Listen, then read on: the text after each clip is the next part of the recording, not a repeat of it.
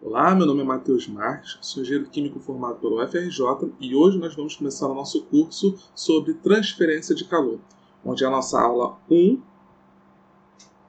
tem como tópico mecanismos de transferência de calor. Ok? Transferência de calor. Nesse tópico a gente vai entender um pouquinho quais são os mecanismos que nós podemos utilizar para calcular, por exemplo, taxas, fluxos de calor que vão de uma posição para outra, né? Como a gente bem sabe, a gente vai ver aqui, toda vez que houver uma diferença de temperatura, nós vamos ter esse fluxo de calor, a gente vai ter essa transferência de calor. E os mecanismos que nós temos para a transferência de calor são basicamente três, que se chamam condução, convecção e radiação. Ok? E a condução, como vai ser, né? Como que a gente vai entender a condução no primeiro passo? Para a gente falar de condução, a gente tem que automaticamente associar a atividade atômica e molecular, na qual as partículas que estão mais energéticas vão sempre transferir energia para as partículas menos energéticas. Então vamos aqui ver um exemplo. Por exemplo, um exemplo clássico do que acontece no nosso dia a dia. Se você está lá cozinhando, né? Eu, por exemplo, sempre dei esse mole. Estou lá cozinhando, estou usando, por exemplo, uma colher de pau. Você percebe que por mais que você deixe ali um longo tempo, dificilmente se você pega no cabo dessa colher você vai se queimar. Mas, pelo contrário, que é o meu caso, que já aconteceu comigo, e acredito que já aconteceu com alguém também aqui que está assistindo a aula, quando você deixa uma colher ali de metal, o que acontece? Você não precisa deixar nem tanto tempo ali na panela, certo? Quando você coloca a mão na panela, você sente aquela queimada na sua mão. E por que isso acontece? Isso acontece por causa da transferência de calor causada pela condução. Então, a condução ela está associada à atividade atômica e molecular na qual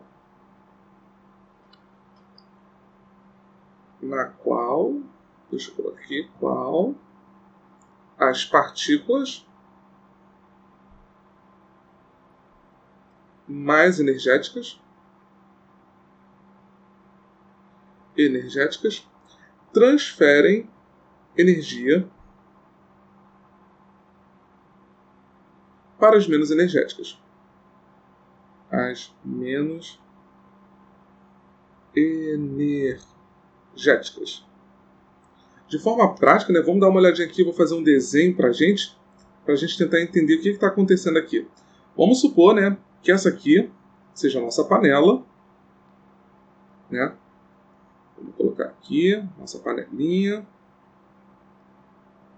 Eu particularmente não sou tão bom em desenhos assim, então vamos ver como é que isso vai funcionar. E aqui a gente tem a boca do fogão, né? Ou uma fonte de calor externa que está dando calor para a nossa panela. E aqui vai ter um fluido, né? Um líquido, provavelmente, quando você está fazendo alguma sopa, né? Sempre fica ali uma parte líquida. E aqui a gente tem a nossa colher de metal, que eu vou desenhar de outra cor. Vou desenhar de cinza. Tem aqui nossa colher. Esse é o meu desenho, gente. Mas vamos entender como que funciona. O calor está sendo transferido para o meu líquido, que por consequência vai transferir calor para a minha colher. E o que acontece? Essas moléculas que estão aqui mais próximas do fogo, elas começam a ter o seu grau de vibração, o seu grau de agitação elevado, porque eu estou dando energia para esse sistema.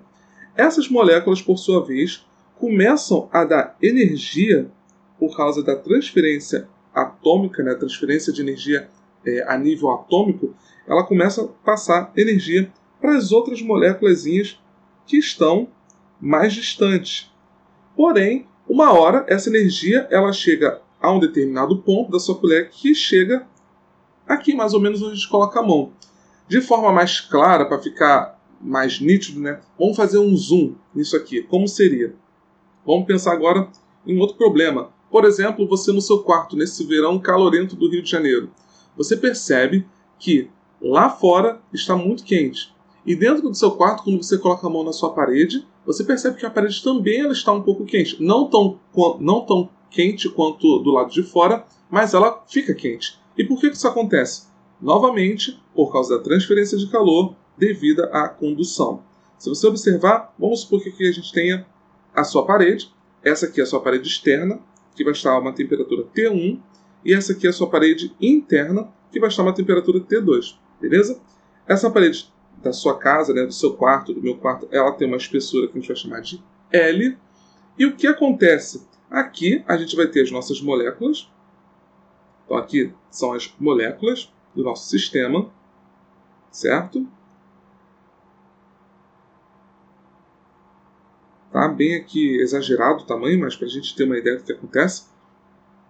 E sabendo que T1, né, essa é a nossa condição, T1 maior do que T2, a gente começa a observar que a transferência de calor, na transferência de calor, essa molécula que está aqui, mais próxima do local mais quente, que é a nossa parede externa, T1, ela começa a transferir energia para as moléculas que estão mais distantes. Então ela transfere para essa, que vai transferindo para outras moléculas cada vez mais próximas da extremidade interna da nossa parede. E com isso você consegue sentir realmente que a sua parede interna ela começa a aumentar a temperatura devido ao verão. E para a gente calcular, né, de forma prática ou de forma direta, a gente chama que essa energia que é transferida através da condução, a gente pode calcular esse fluxo de calor por condução, que ele vai ser, que a gente chama durante os exercícios que nós vamos fazer, como Q, duas linhas, conde, de condução. Note que, com o decorrer do tempo, a gente vai observar bastante coisa, por exemplo, nomenclaturas de fluxo, taxa e geração de energia. Todos eles possuem unidades diferentes e é de extrema importância que você conheça e entenda como que você pode fazer depois a transformação de um tipo de unidade para outra. A gente vai ver isso mais para frente em exercícios. E para calcular esse fluxo de calor por condução, a gente usa a lei de Fourier, ok? E a lei de Fourier diz o seguinte para a gente. Lei de Fourier. Ela diz para a gente que o fluxo de calor por condução ele é calculado como sendo menos K dt dx, ok? Onde esse fator aqui, K, é a condutividade térmica, ok?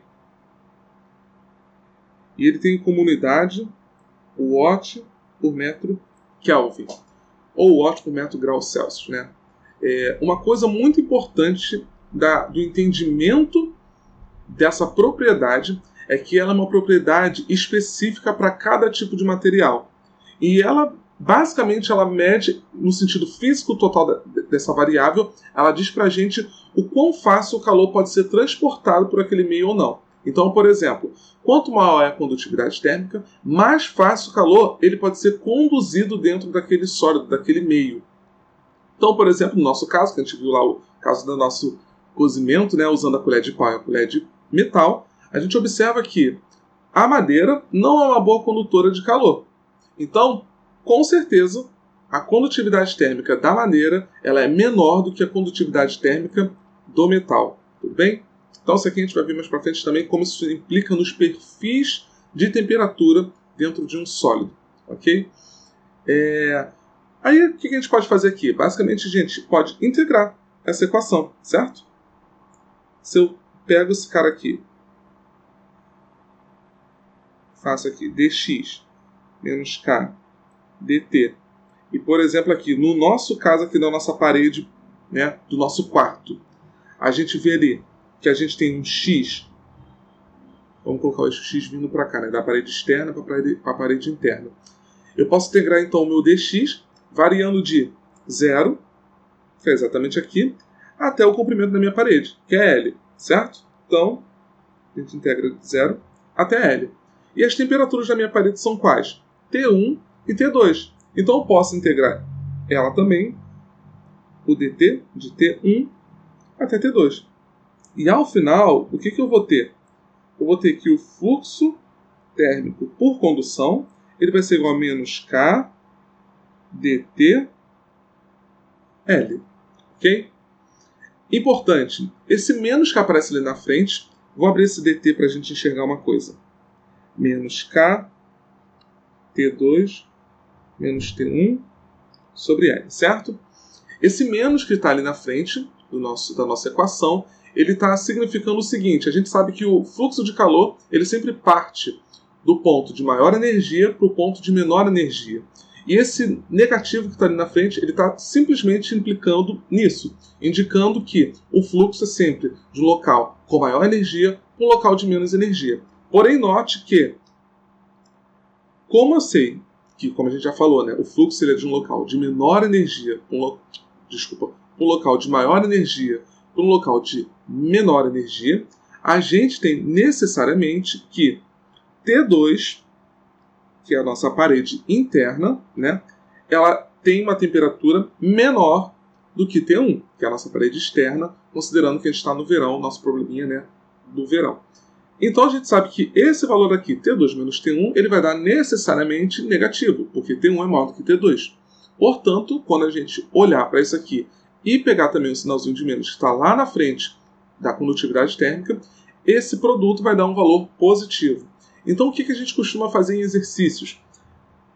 A gente não gosta muito de trabalhar com esse sinal de menos. Então, na prática, no exercício, o que a gente implica? A gente pega esse sinal de menos e joga ele lá para dentro. Isso faz com que as temperaturas invertam de posição. Então, a gente pode ter escrito assim, que o fluxo de calor por condução ele é dado por K T1 menos T2 sobre L, ok? Então aqui no nosso curso a gente sempre vai usar esse parâmetro. A gente sempre vai usar o parâmetro usando um ΔT positivo. Então, toda vez que usar um ΔT positivo ali, né, porque você observa que está T1 menos T2, onde T1 é maior do que T2, é porque o sinal de menos que estava lá da lei de Fourier, a gente já colocou dentro da equação para inverter a posição da temperatura, ok? Coisas importantes. Qual é a unidade do fluxo, certo? Toda vez que nós formos fazer exercício, se você observar um Q duas linhas, o nome disso é fluxo. Então, Q duas linhas, a gente chama de fluxo. E o que é fluxo? Fluxo é uma unidade, é alguma medida de interesse sua que vai estar passando por um tempo determinado, por uma área determinada. Então, a unidade de fluxo é sempre alguma coisa por tempo, por área. Ok? Nesse nosso caso aqui, é watt por metro quadrado. Aí você está me perguntando, mas Matheus, você me disse que fluxo é alguma coisa por tempo, por metro quadrado. Só que aqui está indiretamente isso. Por quê? Quem é o watt? O watt é joule por segundo. Então aqui, se você for abrir mais ainda essa unidade, isso aqui é como se fosse joule por segundo metro quadrado. Ok? Então, isso aqui é importante a gente sempre ter em mente. Fluxo é watt por metro quadrado. É alguma coisa que está passando por um tempo determinado, por uma área determinada. Ok? Então agora a gente vai observar um pouquinho mais sobre como posso fazer uma transformação de fluxo para taxa. A taxa é o que a gente chama de Q, normal. E taxa, diferente de fluxo, é alguma coisa que está passando por uma determinada área. É uma propriedade que está passando por uma determinada área. Então, o que eu posso fazer aqui? Como que eu transformo o fluxo para taxa? Bem, se fluxo é watt por metro quadrado e taxa é algo que está passando apenas por um determinado tempo, eu desconsidero a área que está passando ali. Então, a taxa nada mais é do que o fluxo multiplicado por uma área determinada. Então, se a gente fizer aqui uma análise dimensional, a gente vai ter watt por metro quadrado vezes uma área determinada. Então, eu corto ali a área com a área, e no final a gente tem que taxa tem unidade de watts apenas. E novamente, como eu disse para vocês, taxa é alguma propriedade que está passando por um tempo. Aqui está também, porque lembrando que o watts é a mesma coisa que joule por segundo, ok? Então agora falando um pouquinho, a gente fez aqui uma introdução rápida, né, sobre condução. A gente agora vai falar um pouquinho sobre a convecção, que também é um outro mecanismo muito prático e muito usado no nosso dia a dia, tá? Então vamos olhar aqui para a nossa convecção, ok? O que é a convecção, galera? Vamos tentar entender isso aqui. Vamos pensar no que a gente via lá no ensino médio, né? A gente via um pouquinho sobre convecção lá no ensino médio. Quando a gente olhava para uma superfície, por exemplo, da Terra, que estava quente, e a gente via a convecção do ar na atmosfera. Então, basicamente, o que acontecia? Vamos colocar aqui, né? Como se aqui fosse a Terra, que ela vai estar em uma determinada temperatura, ok? E aí, vamos colocar aqui temperatura T1. E aqui vai ter o ar, né, que vai estar numa temperatura T2, por exemplo. Onde T1 maior do que T2. O que vai acontecer, né? Isso aqui é o que a gente vai ver mais para frente, que é a convecção natural. Mas o que acontece é, o ar que está mais quente, ele vai subir, certo? Ele começa a subir. Começa a subir. E ele começa a trocar calor com esse ar que está acima numa temperatura menor. Então, o ar que estava quente começa a subir, começa a perder energia e ele se torna mais denso novamente. Então ele começa a descer de novo. E ele começa a descer. E esse movimento é o que a gente chama de convecção. Nesse caso aqui, a gente vai ver lá mais para frente no nosso tópico sobre convecção especificamente, que isso é uma convecção natural, quando a gente não tem forças externas que estão atuando no transporte desse fluido. De forma assim mais acadêmica, a convecção é um mecanismo de transferência de calor no qual o movimento de um fluido resfria ou aquece uma superfície. E a convecção, ela é a soma de dois fenômenos, isso é o mais importante, que é a difusão, que é a quantidade de energia que passa de molécula em molécula, e a advecção, que é a quantidade de energia que é carregada pelo movimento macroscópico do fluido. Então vamos escrever isso aqui, que isso é super importante, tá? Então a convecção, ela é a soma de dois mecanismos. Quais mecanismos? A gente já viu aqui, acabei de falar. É a difusão e a advecção. Ok?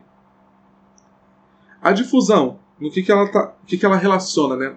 É a transferência de energia que passa de molécula para molécula. Isso lembra alguma coisa para vocês? Qual era o mecanismo que a gente viu anteriormente que uma molécula passa energia para outra molécula? É a condução. Então a gente pode observar aqui que a condução é um problema, é um mecanismo difusivo, ok? Então vamos anotar aqui, transferência de energia de molécula para molécula, ok? E a advecção, o que tem a advecção? É a quantidade de energia que é carregada pelo movimento macroscópico do fluido. Então aqui, quantidade de energia carregado pelo movimento macroscópico do fluido. Ok? Então, por exemplo, quando a gente está vamos dar um exemplo aqui prático, bombas, certo? Ou o próprio ventilador da sua casa que você liga quando você está com muito calor. O que está acontecendo ali? O movimento do ventilador, ele tem um mecanismo específico, as hélices são formadas de tal forma que ele consiga gerar uma movimentação forçada do fluido.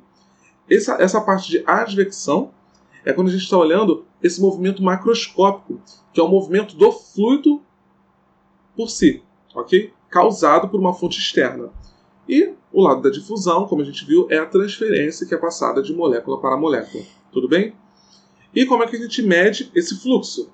Então, o fluxo convectivo ele é dado pela lei de resfriamento de Newton. Então, lei de resfriamento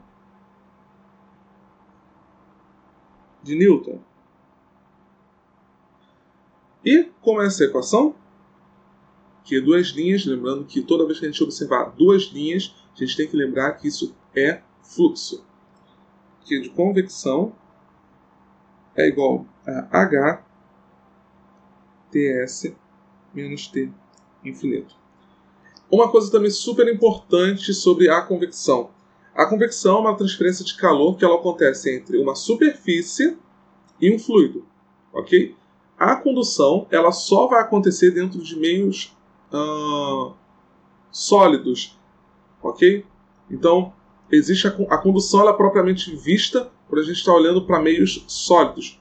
A convecção, em geral, quando a gente está fazendo exercício, ela sempre é um problema assim. Eu tenho uma superfície e eu tenho um fluido. E essa transferência está sendo do sólido para o fluido. Ou um outro caso, que é quando eu tenho fluido e fluido. E aí eu tenho uma transferência de calor entre esses dois meios, através também da convecção. Ok? E quem é esse H? Né? A gente tem que dar um nome para ele. Ele é o coeficiente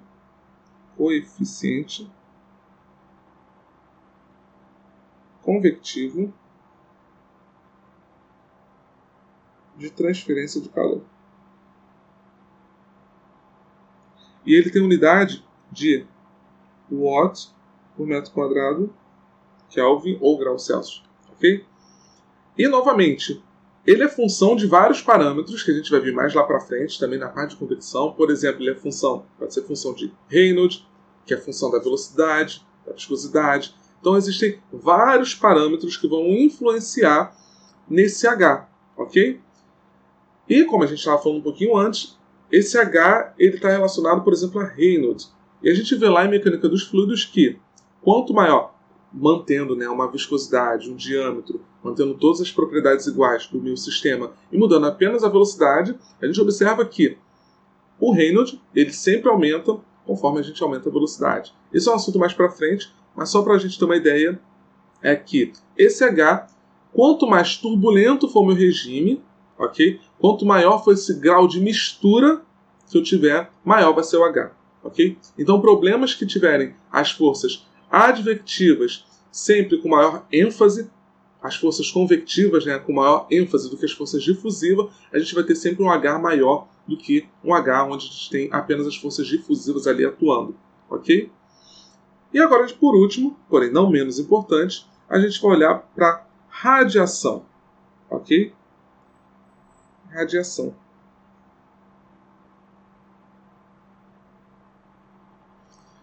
E a gente observa que na radiação, diferente de todos os outros meios que a gente viu, já deu spoiler, diferente de todos os outros mecanismos que a gente viu, a radiação não precisa de um meio para ser propagada. Inclusive é dessa forma que o Sol consegue aquecer a Terra e não deixa a gente congelar. Então, a radiação é o mecanismo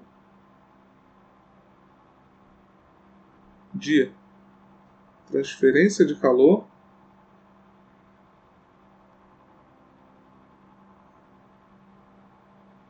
que não precisa de um meio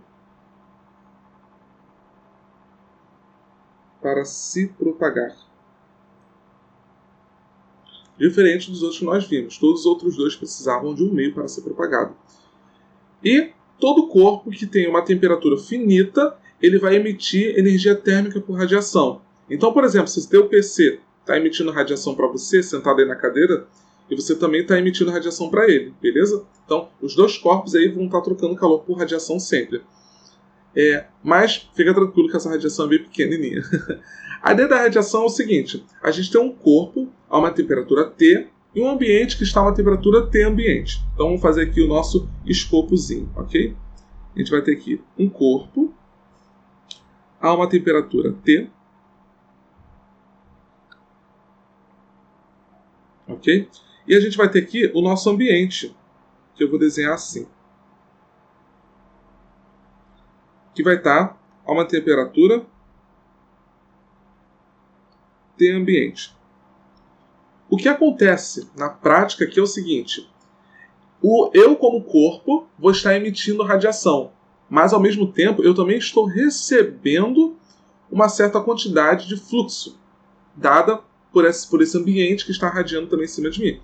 Então, é como se tivesse aqui uma quantidade de energia G que está sendo embutida, né, dentro do meu corpo, e eu, por sua vez, também vou estar tendo uma quantidade saindo aqui. Com um Qzinho, um fluxo radioativo. Então, para analisar aqui o que está acontecendo nesse sistema é o seguinte: nesse caso, o corpo tanto vai emitir calor por radiação, quanto também vai absorver calor por radiação do ambiente. Então, dessa forma, o fluxo de calor por radiação, que é aquele Q, lembrando que fluxo sempre vai ter aquele duas linhas ali no nosso Qzinho, ok? Então, dessa forma, o fluxo de calor por radiação ele é justamente a diferença entre o fluxo emitido, que esse que é o nosso fluxo emitido, e uma parcela que o corpo é capaz de absorver do fluxo que incide sobre ele. Então é como se fosse isso aqui, ó. O fluxo de radiação ele vai ser igual a o que eu estou emitindo menos uma parcela do que eu absorvo do que está sendo emitido sobre mim. Esse alfa é o que a gente chama de absorvidade. Então, isso é uma propriedade do material, e isso, né, é um valor que vai estar sempre entre 0 e 1, que isso é medido em porcentagens. Então, por exemplo, eu estou emitindo para você, que está me assistindo, 100 watts, e eu digo para você que o seu alfa, a sua absorvidade é de 50%. Então você vai absorver 50% do que eu estou emitindo, ok? Então, isso aqui é o que a gente faz quando a gente está olhando para a radiação. Porém, a gente também, no final das contas, a gente pode escrever o fluxo de calor por radiação de outra forma. Uma outra forma de escrever o fluxo de radiação é que Q2' de radiação ele é igual a epsilon, sigma, T da superfície à quarta, menos T ambiente à quarta.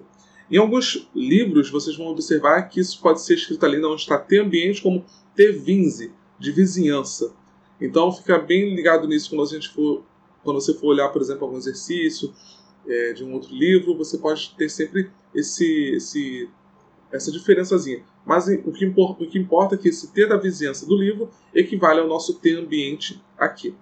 E que esse epsilon que apareceu aí, né? Apareceu uma unidade nova, uma variável nova. Então, quem é o epsilon? O epsilon é o que a gente chama de emissividade. Emissividade. E cada superfície tem um valor de emissividade diferente e ela varia de 0 até 1. Então, importantíssimo aqui, a emissividade ela varia de 0 a 1, ok? E apareceu uma outra variável também, que é o sigma, certo? Quem é o sigma aqui? É a nossa constante de Stefan Boltzmann. Então, aqui, ó. Constante de Stefan Boltzmann. Ok? E quanto que ela equivale? Isso é uma constante, isso aqui tem um valor, né? Então, sigma equivale a 5,67 vezes 10 a menos 8 watts por metro quadrado, Kelvin à quarta. Coisas que são super importantes. A gente vai aqui agora estudar uma coisa, estudar não, mas fazer uma pequena observação sobre algumas coisas que podem facilitar a sua vida durante o exercício e que podem também dificultar, e que costuma ser erros constantes dos alunos. Então aqui, vamos dar uma olhadinha nos 3 fluxos que nós vimos, tá? Então aqui vai ser uma observação. Certo? A gente tem o fluxo por condução, que ele vai ser K, vou botar aqui, T1 menos T2 sobre L. Temos o fluxo de convecção, que é H,